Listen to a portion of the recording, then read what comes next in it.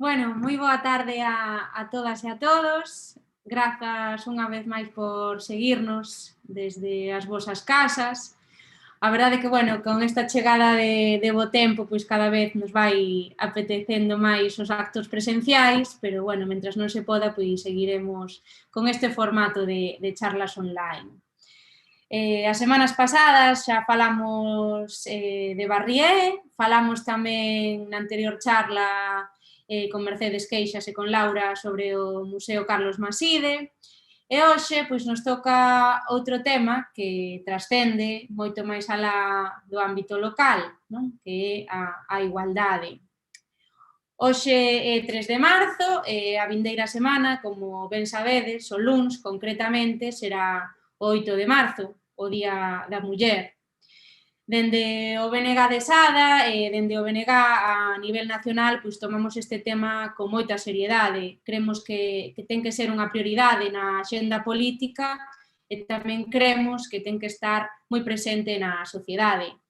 Básicamente, pois porque a metade da poboación somos mulleres que seguimos a sufrir continuamente desigualdades, non? E incluso moitas desigualdades das que non somos nin conscientes moitas veces e situacións que damos por normalizadas moitas veces que non o son para nada, non?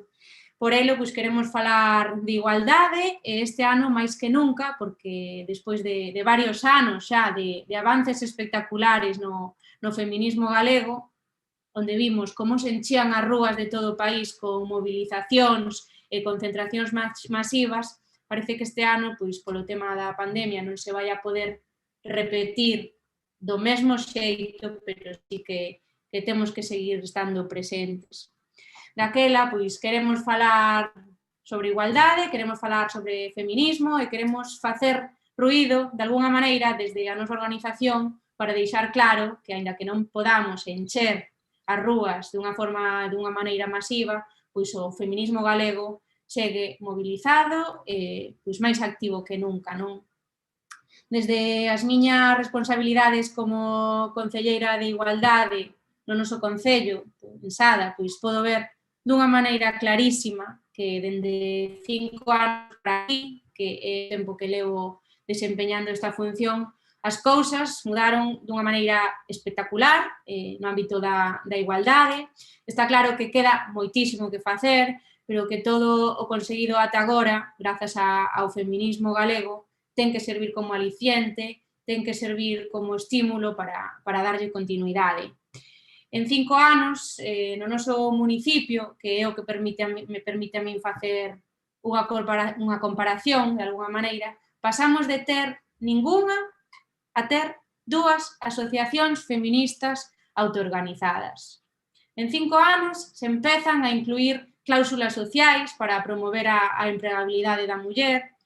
No ámbito deportivo, en Sada, foi unha pasada, está sendo unha pasada. Contamos cun equipo de fútbol feminino consolidado, pasamos a ter máis mulleres que homes adestrando no clube de atletismo, temos rapazas, equipo de rapazas campionas a nivel estatal no clube Sada Patín. E, bueno, pois pasamos a ser un municipio no que non se falaba apenas destos temas, a sair todos os 25 de novembro e todos os 8 de marzo ás rúas. E tamén, bueno, pois un claro exemplo do avance como sociedade na nosa localidade a hora de reivindicar os dereitos das mulleres é a implicación nas campañas que se fan dende as distintas administracións, non? Por exemplo, a campaña en negro contra as violencias na que Sada participou durante 4 anos consecutivos pasou de 30 participantes o primeiro ano a 120 o último, 3 anos máis tarde. Máis dun centenar de comercios e locais de hostelería se movilizaron ante os continuos feminicidios que sufrimos as mulleres, non? E máis, pois esta campaña da que falaba en negro contra as violencias calou tanto no noso concello e nos concellos de todo o país que moitos cartaces con lemas como espazo libre de violencias machistas permanecen en moitos escaparates a día de hoxe, non? Se deixan durante todo o ano, non? E, bueno, todas as mulleres, como dicía antes, pois sufrimos discriminación no noso día a día. Eu, pois a verdad que sempre o digo e me queda moi gravado que cando cheguei ao Concello, con 27 anos, máis de un pois me trataba ou como a secretaria do concelleiro, non? Que non podían concebir que ou eu non tiña a imaxe dun concelleiro, non? Ou dunha bueno, pois ainda hoxe, ainda a día de hoxe se pode percibir, creo que non sou unha única, que en calquera reunión con presencia de homes e mulleres, non, as miradas pois sempre se dirixen principalmente aos homes. Nos estamos sempre nun segundo lugar. E estas cousas, pois, do día a día, que aparentemente son banalidades, pois, ao final, acaban materializándose en cuestións moito máis serias, derivadas deste sistema patriarcal que temos, non? Desde discriminacións salariais, falta de conciliación, asimilación de tarefas de cuidados, e, bueno, creo que tamén hai que facer, e me gustaría facer especial fincapé pois, nas dificultades que atopan as mulleres con algún tipo de diversidade funcional e que teñen que facer fronte a esa dobre discriminación, non? Tanto a hora de gozaren de servicios adecuados, accesibles e alcanzables como de poder dispoñer dunha pensión contributiva como fonte de ingreso, ou incluso pois, as cuidadoras dunha persona con discapacidade, non? Que teñen que reducir as xornadas ou renunciar ao traballo sen compensación algunha. Non? Está claro, e vemos os datos ano a ano que en canto a emprego, pois a fenda salarial é absolutamente unha brutalidade. Non? O número de mulleres desempregadas nada ten que ver co número de homes. Non? E a día de hoxe pois, é moito máis fácil que un home cunha titulación universitaria atope traballo moito antes que unha muller. E, por suposto, pois, a contratación parcial e temporal que é a máis precaria e incide nas mulleres moito máis, non? A máis cualificación sempre se contratan máis homes que mulleres. E este 8 de marzo, nesta situación extraordinaria como sociedade que estamos vivindo neste ano 2020 e 2021, cremos que se debe reivindicar e facer especial énfase nas consecuencias da pandemia sobre as mulleres, non? Especialmente sobre os ámbitos de traballo, regulado ou no ámbito da denominada economía mergullada, así tamén como no ámbito dos cuidados non remunerados, que son especialmente pois, os feminizados. Non?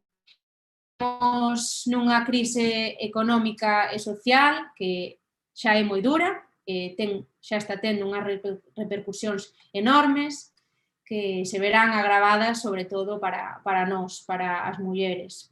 E seremos as que máis paguemos, por suposto, as consecuencias desta pandemia. E, ademais, pois de todo isto, temos que seguir aturando a moitos representantes políticos e incluso pois, ao presidente da Xunta, ao señor Feijóo, con declaracións criminalizadoras do 8 de marzo do pasado ano, non? Criminalizouse e culpabilizouse as concentracións da pandemia, non?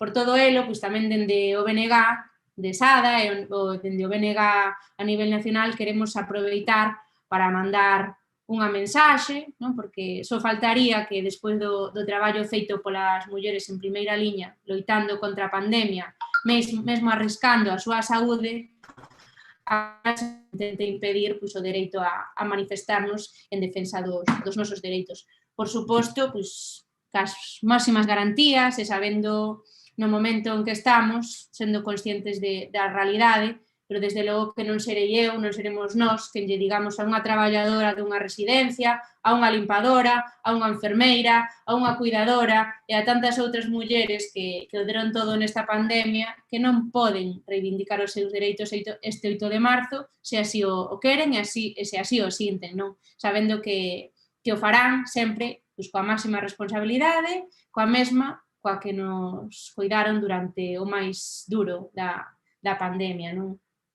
Levamos un ano vendo manifestacións e movilizacións de todo tipo que non se cuestionaron, dende a hostelería a conflitos laborais, e, bueno, pois mesmo veíamos que a vindeira semana hai unha folga xeral en Ferrol que ten un respaldo político moi amplo e sorprende que a única a que se lle poña trabas sexa precisamente ao feminismo, non?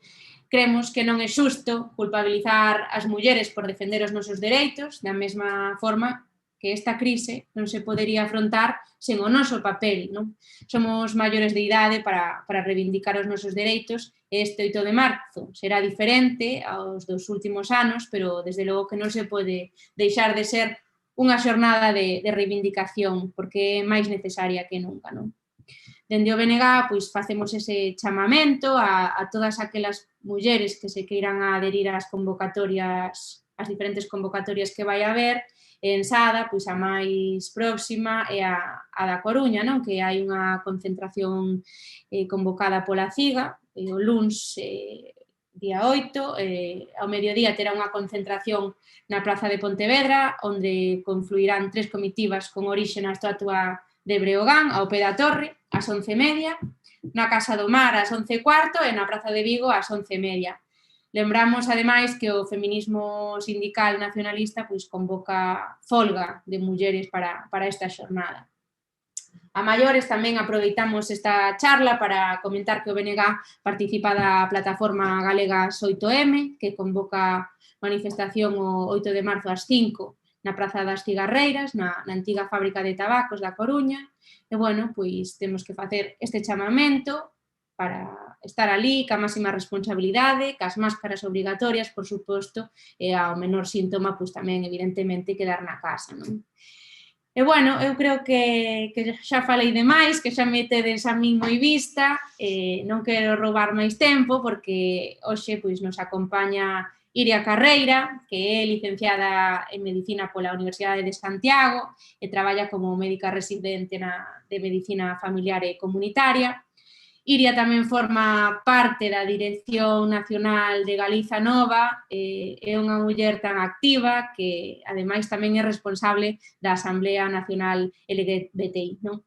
E, ademais, pois, por se fora pouco, nas eleccións ao Parlamento de Galicia do ano pasado, foi de número 7 da lista do BNG, pola Coruña, e obteu a súa acta de deputada autonómica, non?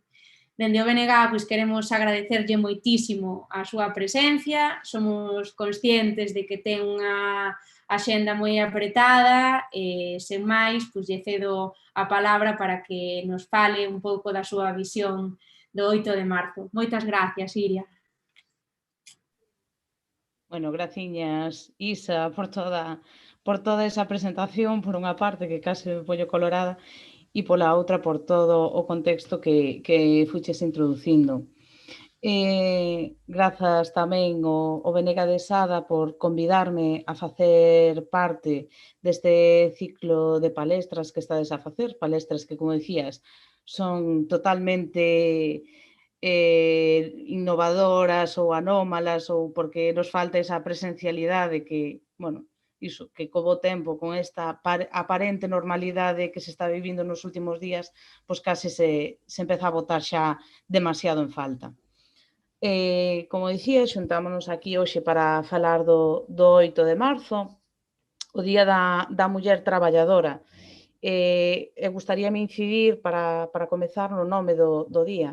É o Día da Muller Traballadora, aínda que últimamente estamos vendo como desde organismos, incluso desde a ONU, se lle elimina esta última parte de traballadora e se deixa simplemente no Día da Muller. É dicir, elimínase toda a carga política que ten este día, toda a carga que ten de loita de clase, de loita obreira e de loita polos dereitos das mulleres, e para deixalo nun día descafeinado, sin toda esa reivindicación que traía consigo. E é que temos que ter en conta, así, a modo de contexto histórico, que as mulleres accedemos ao mercado laboral no momento en que fomos precisas, é dicir, no momento das grandes guerras, cando as fábricas estaban quedando paralizadas porque os homes se mandaban á fronte da batalla e corría perigo a produción que se vía nas fábricas, aí é cando se botou man das mulleres e das crianzas tamén para que esa produción non se detivese. un traballo que pasou a ser invisibilizado e relegado a un segundo plano e que se mantivo moi cómodamente nun discreto segundo plano, como dicía, atendendo tamén ao propio interese da lóxica capitalista e patriarcal de produción e de que quen ten o papel preponderante é o patriarcado, son os homes neste caso, son eles os que manteñen a sociedade funcionando segundo a súa idea. E é que tamén temos que ser conscientes de como chegamos a este 2020 para entender todo o que pasou durante este ano, no que parece que pasou de todo. E é que o proceso polo que cal fomos chegando o 2020, o que vemos é que a situación das mulleres no eido laboral, sobre todo, é unha situación que nos deixa nunha posición moi complexa. É dicir, por unha parte, temos unha fenda salarial que non é para nada desbotable. No 2019, a fenda salarial era do 20% con respecto entre os salarios de homes e mulleres e calcúlase que para poder, ao ritmo no que se estaba equilibrando esta fenda, sí que é certo que se foi reducindo nos últimos anos, pero de seguir este ritmo de reducción farían falta 300 anos para poder chegar a igualar verdadeiramente salarios de homes e mulleres. Unha fenda salarial que, ademais, xoga ao despiste moitas veces, é dicir, é moi fácil, salta moi ben á vista cando dúas persoas co mesmo posto de traballo reciben un salario diferente. Que pasa? Que moitas veces o que estamos vendo é que non é só a diferencia económica, é que as mulleres accedemos a uns postos laborais que teñen denominacións diferentes. É dicir, por poñer un exemplo, un home que estea traballando nun servizo de limpeza, por exemplo, limpando cristais ou vitrinas nun escaparate, moitas veces accede como técnico de limpeza. En cambio, a muller vai ser unha limpadora. É dicir, temos aquí unha diferencia que non é só a nómina a final de mes, é que os postos de traballo, aínda que sexan similares, reciben unha categoría diferente e daí emanan moitas diferencias salariais. Xa non é só a fenda salarial, é que ademais as mulleres accedemos a postos con maior precariedade laboral. Por unha parte, son postos cunha maior temporalidade, as xornadas parciais fronte ás xornadas completas teñen un maior peso e vímolo moi ben, incluso como durante este 2020 a taxa de destrucción de emprego, o 77% dos empregos que se foron destruindo durante este último ano foron empregos de mulleres, foron postos laborais de mulleres. Toda esta situación de maior precariedade, maior temporalidade, menor cotización, por tanto, é unha fenda salarial tan notoria que nos acaba por traducir despois é que as mulleres temos unhas pensións que son diferentes, ou sea, significativamente menores que as dos homes. A fenda salarial non é xa só durante o período activo, é que se mantén moitas veces despois de finalizar ese período activo e se mantén durante a xubilación ao ter acceso a unhas pensións que, como digo, son moito menores. E o que estamos vendo é que todo isto acaba por provocar que a muller traballadora ten unha situación de maior vulnerabilidade no mercado laboral e que acaba por provocar que moitas veces a imaxe que temos da pobreza nestes últimos anos, sobre todo, é a de mulleres con crianza, sobre todo, ao seu cargo. Con todo este caldo de cultivo que xa traíamos de anos previos, chega a pandemia, chega a Covid e chegan todas as súas consecuencias. E que vemos durante todo este 2020? Vemos, por unha parte, que, como dicía, a destrucción de emprego é brutal, pero, sobre todo, a de emprego feminino é absolutamente abrumadora, porque tiñamos uns traballos que eran moito máis precarios e porque hai outro factor que que é moi importante analizar e sobre todo despois do ano que vimos de pasar, e é o papel que teñen os coidados. Cantas mulleres non se viron obrigadas a deixar o seu posto de traballo cando en marzo, en abril, en maio, pecharon escolas, pecharon centros de día e de repente se viron con crianzas, con persoas dependentes, con persoas maiores que había que coidar delas. Quen foi eminentemente quen renunciou ao seu posto de traballo para dedicarse a ese labor de coidados? Foron as mulleres na maioría abrumadora. E é que, o sea, nunca se vira tal caída na taxa de actividade feminina desde a súa entrada no mundo laboral. Desde que as mulleres, eso, como dicía, na época das grandes guerras nos fomos introducindo no mundo laboral, a nosa taxa de actividade fora aumentando paulatinamente ano tras ano, ata que chegou o 2020, no que a caída é abrumadora, o que demostra, por unha parte, o precaria que era a nosa situación nese mundo laboral, estaba moi lonxe de ser consolidada, pero tamén demostra outra cousa que se viña denunciando desde fai moitísimo tempo, e é que a conciliación da vida laboral e a vida familiar era absolutamente precaria e débil. As crises, estase a apuntar últimamente que todas as crises que se foron producindo neste último século, todas as crises económicas, iban sacando as mulleres paulatinamente da casa para incorporalas ao mercado laboral pola necesidade que había de man de obra.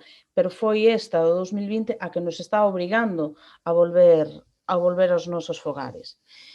E é que o tema dos coidados demostrouse durante toda a pandemia que foi fundamental. No 2020, a manifestación unitaria do feminismo galego que houve en Verín, o lema que levaba a Galegas 8M era o de sen coidados non hai vida. Que non iba a dicir? Parece que acabou por ser premonitorio. E é que realmente demostrouse durante todo este ano a importancia, o papel fulcral que teñen os coidados na vida e na nosa sociedade. Os coidados que, por unha parte, son coidados profesionalizados e que son empregos que están eminentemente desenvolvidos por mulleres. Pensemos no caso, por exemplo, índonos ao eido sanitario e sociosanitario, tanto as auxiliares que traballan nas residencias sociosanitarias, traballadoras de enfermería, traballadoras médicas ou sanitarias de calquera tipo, pero que tamén, iso, limpadoras ou calquera outro estamento calquera outra categoría do sector dos coidados, as traballadoras dos servizos de axuda no fogar, etc. Son traballos no que o papel das mulleres é importantísimo, basicamente están sustentados por nós. Pero é que ademais temos outra vertente importante que analizar en torno aos coidados, que son eses coidados que non están profesionalizados, son os coidados que quedan dentro da casa e que son asumidos tamén polas mulleres. Estímase máis ou menos que o 20% do tempo que as mulleres temos está dedicado aos coidados, cando os homes non chegan a dedicar máis de un 7-8%. É dicir, a quinta parte da nosa vida adícase a un labor de coidados, ben sexa a un coidado de menores, a coidados de persoas dependentes, a coidado dos nosos maiores ou o que sexa.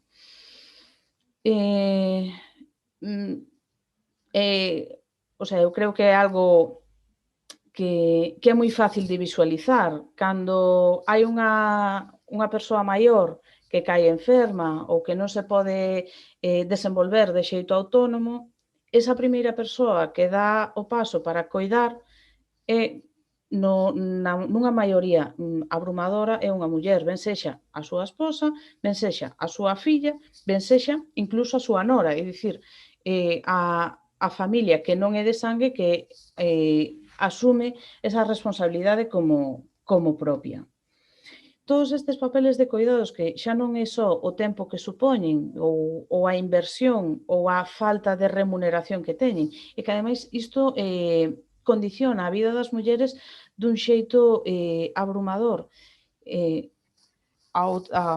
no sentido de que ao investir tal cantidade de tempo tamén nos vemos na obriga de que moitas veces as mulleres renuncian a postos laborais mellores, a optar a melloras de condicións de traballo por non poder compatibilizalas cos seus labores que están a desenvolver dentro do fogar.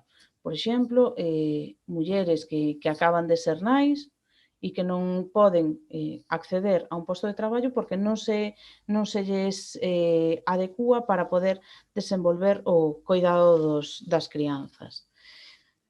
Todo isto, como dicía, acaba por redundar na situación que xa mencionei antes, nunhas peores condicións de traballo, unha maior temporalidade, con máis peso de xornadas parciais, con máis posibilidade de destrucción de emprego. E, ademais, aí Isa apuntaba a situación das mulleres con unha diversidade funcional que teñen un hándicap engadido, que teñen esa diversidade pola que teñen que case parece que teñen que demostrar que son aptas cando noutras circunstancias presupónse esa aptitude para un posto laboral. Tamén hai outras circunstancias que veñen a agravar todo este panorama que temos as mulleres traballadoras. Por exemplo, eu voume centrar nun aspecto que é o que temos as mozas galegas.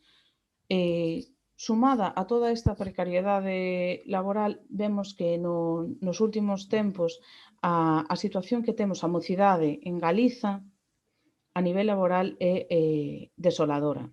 Temos moi poucas oportunidades laborais, optamos a postos de traballo que son extremadamente precarios, temporais e que acaban rozando moitas veces na explotación laboral e que acaban por abocar ao futuro máis triste que eu creo que pode ter un país e unha sociedade, que é a emigración. Cantos mozos e mozas non emigraron pola falta de futuro para desenvolver a vida aquí. E no caso das mozas o que vemos é que ao final son dúas circunstancias que acaban por converxer, que a falta de oportunidades para a mocidade e a falta de oportunidades para as mulleres se xuntan, conflúen nesta situación e acaban por potenciarse.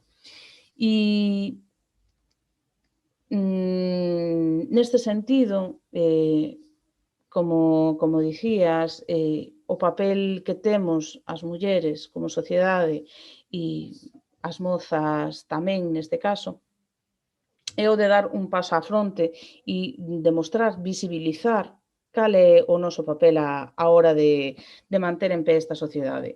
Parece moi acertado o lema da campaña do BNG deste ano: sostemos o presente, cambiemos o futuro. O sea, demostrouse que as mulleres son imprescindibles para manter a sociedade. Vímolo demasiadas ocasións e vimos como o traballo que estamos a desenvolver e mencionar unha vez máis o papel que desenvolvemos no sector dos coidados resultou fundamental para poder avanzar, vou retirar este termo, para poder continuar dentro desta, desenvolvernos dentro desta crise sanitaria. E por iso tamén a min resultame profundamente indignante e é algo que me enerva, que me cabrea, que se busque esa estrategia culpabilizadora, que se estea poñendo o foco enriba do 8 de marzo, como se veu facendo durante todo este ano de pandemia, como se fora o 8 de marzo o causante da crise sanitaria, e como se busca de novo volver a poñer o foco mediático nestas manifestacións que están convocadas para o próximo luns. Nin o 8 de marzo foi o causante do avance do virus, e vímolo ben, que os contaxios, por desgracia, foron moito máis alá de marzo e a crise tivo unha importancia moito máis alá ao longo dos meses, nin vai ser este 8 de marzo o que teña o punto clave para o empeoramento ou para a mellora da situación sanitaria. Os dereitos das mulleres son irrenunciables e os dereitos sabemos moi ben como se conquistan e se é preciso e vemos que o está a ser encher as rúas de novo para demandar, para exixir os nosos dereitos, para pedir que se melloren as nosas condicións, terase que facer. Lonxe de estrategias burdas e que son, a verdade, que son lamentables de culpabilizar, de pretender poñer o foco aí sobre estas manifestacións. Mencionabas manifestacións como as da hostelería ou incluso aquí en Compostela podemos ver fai unhas semanas como se deron manifestacións de negacionistas polas rúas da cidade ou incluso noutros sectores noutras partes do Estado se están vendo manifestacións importantes de sectores da ultradereita. Manifestacións, ademais, que non reciben ningún tipo de recriminación, que simplemente se obvian. Por que esta inquina cara ao 8 de marzo? E eu creo que é importante tamén formularnos esa pregunta. Por que se intentou durante todo este ano culpabilizar ao movemento feminista do avance da pandemia e por que agora volvese a mencionar? E eu creo que, esta é a miña opinión persoal, creo que un dos motivos polos que se centra tanta atención e se intenta denostar o movemento feminista, sexa cal sexa o argumento, é porque demostramos que as mulleres non estamos aquí simplemente para ser un segundo plano ou a armazón que sostén un sistema mentras que nos aguantamos sobre os nosos ombros caladas e en silencio. Senón que as mulleres temos que ter un papel principal nesta historia, temos dereito a poder desenvolver a nosa vida cunha liberdade plena, con todos os dereitos, igual que o fan os homes, temos as mulleres traballadoras, temos que ter acceso ás mesmas condicións de traballo e temos que ter as mesmas oportunidades para desenvolvernos e esa é unha realidade que é incómoda e que é moi molesta tanto para o patriarcado como para o capitalismo, que ao fin e ao cabo estamos vendo que son simplemente dúas caras dunha mesma moeda que unha sen a outra non poden vivir. Entón, simplemente iso, animarvos a todas a encher as rúas o próximo 8 de marzo, enchelas evidentemente con seguridade, con responsabilidade, como vimos facendo durante todo este ano. O comportamento da sociedade galega foi exemplar ao largo desta pandemia, vimos que a capacidade que tivemos para acatar todas as medidas sanitarias que se foron impoñendo foi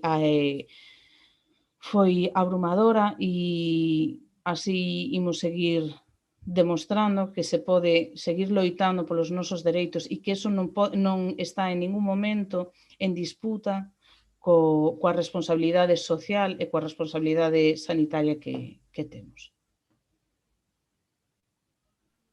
Bueno, pois moitísimas grazas, Iria, por esta exposición que nos acabas de dar. A verdade é que é un placer e un gusto escoitarte. Se percibe claramente como eres unha persona cunha gran sensibilidade social, cunha gran sensibilidade pola igualdade e que eres unha persona implicada, eso se percibe desde o primeiro momento. E, bueno, simplemente pois reiterar o que decía Iria, que este 8 de marzo estaremos nas rúas desa maneira responsable. Desde o BNG, pois xa máis alá da nosa localidade, pois estamos traballando dunha maneira seria, como dicía ao principio, desde as nosas competencias en Europa, ca nosa portavoz Ana Miranda, que ainda estivo onte na Coruña con Avia Beira, tamén cunha representante da plataforma SAF Galiza, presentando pois, unha denuncia que se vai a trasladar á Comisión de Peticións da Eurocámara sobre precisamente a precariedade laboral do servizo da atención domiciliaria, ¿no? de persoas en situación de dependencia. E lembreime desto porque facíaste tamén referencia ao SAF. En Sada estamos vivindo unha cuestión que hasta agora non se vivía e que vemos perfectamente un claro exemplo da desigualdade que hai nos temas dos cuidados, non? Porque hasta agora, co Servizo de Axuda Municipal, en Sada, contábamos con 30 mulleres, ao 100% era un servizo desenvolvido por mulleres, non? Este ano se incrementou a plantilla, non? Con 3 homes. Pois o rexeitamento que hai entre os usuarios para que esas tarefas de cuidados os desenvolvan os homes é unha loita diaria. Porque todavía queda moito que facer, porque sempre se nos asignan a nós esas tarefas e costa moitísimo, sobre todo, bueno, pois con xente de idade avanzada, pero hai que seguir incidindo na xuventude que as cousas están cambiando e que, bueno, pois desde o ONG, tanto desde Europa, vamos a seguir reclamando esa igualdade, co noso representante tamén no Parlamento de España, Néstor Rego, e tamén pois con todos e todas vos no Parlamento galego, que cada vez sodes máis, igual que cada vez o BNG pois, vai contando con máis representantes e que alá onde estemos pois seguiremos loitando pola igualdade desde todos os ámbitos. Sen máis, pois agradecer a presenza de todas vos e nos vemos na seguinte charla. Moitas grazas a Iria e grazas a vos por escoitarnos. Grazas.